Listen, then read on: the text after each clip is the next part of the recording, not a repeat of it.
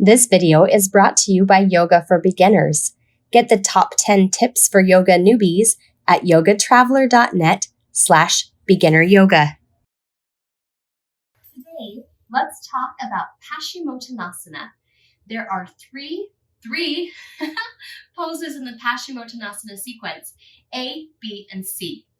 Here's how they look. We'll talk about them first in full form and then how we can adapt them with a strap and by bending our knees. So the first one is to both legs, heels flexed. The length of the leg should be on the floor. So we don't flex high enough that the heels come off the floor. Our feet touching each other, or if we want less strain in the hips, we go hip width distance apart.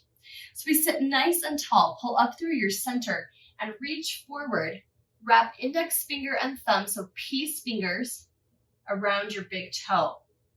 Once you're there, take a breath, pull up through the center, and fold back down, and our head tucks right in. So we're gazing back toward the navel to lengthen out the neck. And we just keep pulling with our biceps toward the legs.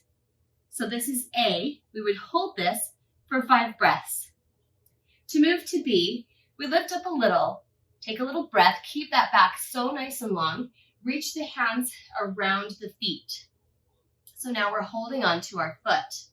And then exhale and fold it down so it's a little bit deeper. We're going to get more integration through our hamstrings, hips, and back as we go deeper. Here again, we gaze back toward our navel and hold for 5 breaths. The last step is to take the top of the hand around the foot and grab on. So both tops of the hands are touching the feet and hold on. This is Paschimottanasana C. So pull up through the center, lengthen the back, gaze back to the navel, and hold for 5 breaths. So very deep. You'll feel so much length through your back, your hips, your hamstrings, your calves. It's all there. It's great. But some of us can't even reach our toes. So what do? We take a strap around the feet. And we start first by pulling up through the center. And we notice as we start to lean, do our knees buckle? If our knees buckle, we've lost all the stretch in the hamstring. So relax the knees back to the floor and keep pulling on that strap.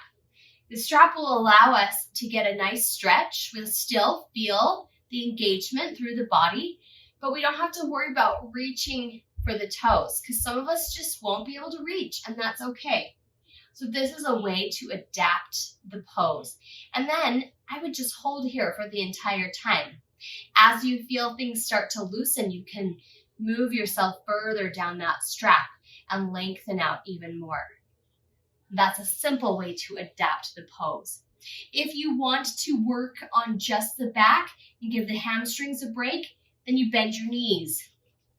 Bend the knees, support the back up against the thighs. You could even grab onto your toes this way, so I'd be bent something like this. This will not do anything for the hamstrings, but it is going to lengthen out through the low back. I always believe that yoga poses are possible. Embrace the strap, embrace the tools that we have, and make it work for your body.